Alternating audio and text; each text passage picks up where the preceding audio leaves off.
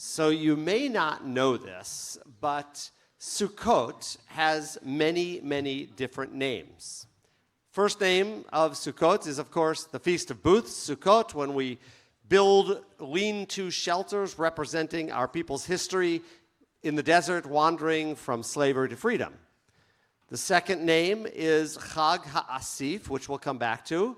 The third name is Hechag, the holiday. And the fourth name is Zman Simchatenu, the time of our joy. So, does anybody know why we call it the time of our joy?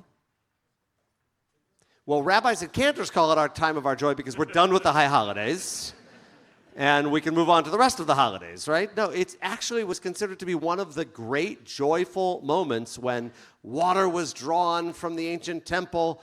But there's this other name that's really the least known, Chag HaAsif, the gathering, the ingathering holiday, where we pick something up off the ground.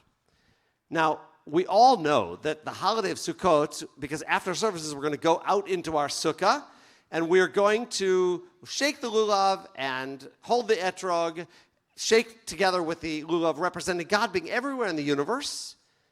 But you're going to look around you, and what are you going to see out there? Can somebody tell me what you might see out in, yes, shake, shake, shake, shake, shake. Right, exactly right.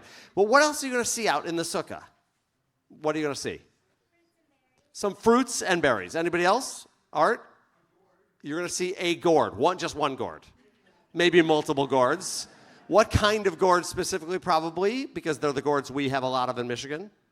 Pumpkins, right? We're going to see some pumpkins. What else are you going to see? Yes?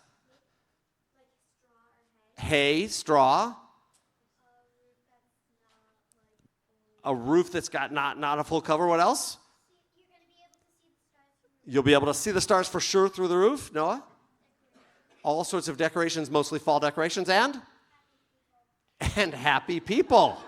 Exactly right, yeah. Mostly happy because we're eating all the oneg food later on, right? I'm looking for 7-layer. If there's 7-layer cake out, I will be happy too. But it's fall, it's the harvest. And so this is a holiday about the harvest. And so I want to tell you a quick story that actually many people say they think comes from the Talmud. It actually doesn't come from the Talmud. It's not found anywhere in Jewish tradition, but it has somehow taken a big place in our Jewish tradition because it is a story of why God decided to build, or tell the Jewish people to build, the ancient temple, not Temple Israel, the one in Jerusalem, on the mountain that the people built it on, right? So we know that that same mountain is where Abraham almost sacrificed his son. We know that it's where Muhammad went up to heaven. We know that it's where Elijah went up to heaven. There's all sorts of stories. Even the Christian community believes that that's near where Jesus ended his life. It's a pretty big mountain. But this story is a story about how God chose that particular mountain. So it happened thousands and thousands of years ago, and the story stars two very important people, a brother and a sister. The sister's name is Hannah. I'd like to introduce you to her right now. She's right over here in her house. When they were little, they used to play together, this brother and sister. But right now, Hannah lives all by herself in a big home. Hannah, take a step out to the edge of your house. She sits there all by herself. She's completely alone, living in her house. Across the way, across the hill, there's a brother. He's over here. His name is Leo. And he lives in his house. But he doesn't live alone. You can't see them because they're all at school right now. But he lives with all of his family, his wife, all of their children. He's got how many children, Leo? 17 children? No, not that many. How many children do you have? One. Oh, just one child. Well, for this story, you have 3. How many children do you have? 3. 3, exactly right. That's what I thought. He has 3 children, and he lives in his home over here. Well, it's amazing because it was the harvest holiday. It was the end of the growing season, and both of them had amazing years. And one particular night, Hannah, sitting in her house alone, thought, I have had an amazing year. I have harvested all of this wheat. I have so much. I should probably give some to my brother. He lives on the other side of the mountain. He has a big family to feed. Hold on, Hannah. Leo, at the same time, was sitting at home. He says, I'm so lucky. I have all of my children to help me harvest this wheat, my wife, and we have so much. Why don't I give it to my brother who is working all alone? So on one particular night, this happened. They each grabbed a big pile of stuff, wheat, and they walked over the mountain to their sibling's house, right? Go, go, go, go, go. They walked all the way to their sibling's house. They dropped off this big pile of wheat, and then they ran home so that they weren't discovered. They ran home the other way. Go, go, go back the other way. Go back, go back, go back. Oh, and they didn't see each other. When they got home the next morning, they woke up. They couldn't believe it. They said, I took half of my pile, and now my pile is completely full again. This is a miracle.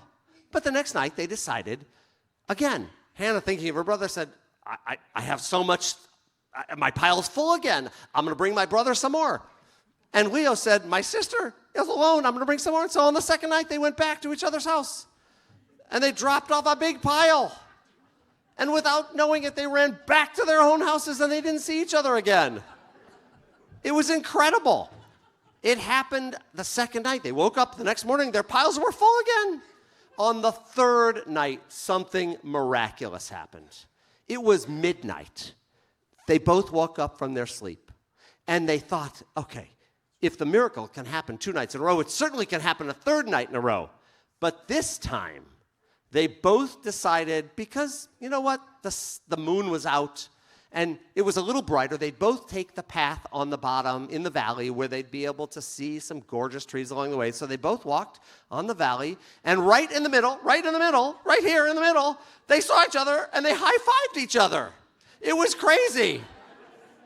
Now, in the actual story, they hugged each other, but I won't do that to them. And they were so amazed, and they both went back to their families. Go back to your families. Leo, you can go back to that family out there. Leo, you can go back to that family. Go back to that family. Perfect. And God saw what happened, the brother and sisterly love that they had in that moment, and realized just how special what had happened was. Because it wasn't a miracle. It was actually goodness. It was good people doing good things that made such beauty in the world. And it was on that spot, according to legend, right where they high-fived. So imagine that. The temple was built on the spot of a high five. That's where the temple was ultimately going to be built. But what's cool about this story is if you think about it, where did that happen tonight? It didn't happen in the temple in Jerusalem. It actually happened in our temple, Temple Israel, in West Bloomfield, Michigan. And what I think is important to remember is that on this holiday of joy, on this holiday of celebration, how can we make it really a holiday of celebration? All it takes is to be nice. All it takes is to do one kind thing for a friend, a brother, a sister, a family member, or even a stranger. That we can do right now, right here in this space. So before the cantor sings our song after the sermon, turn to the person next to you, give them a high five, give them a hello, say something nice, tell them how happy you are to be here. And on that spot, the temple will be built. Shabbat shalom.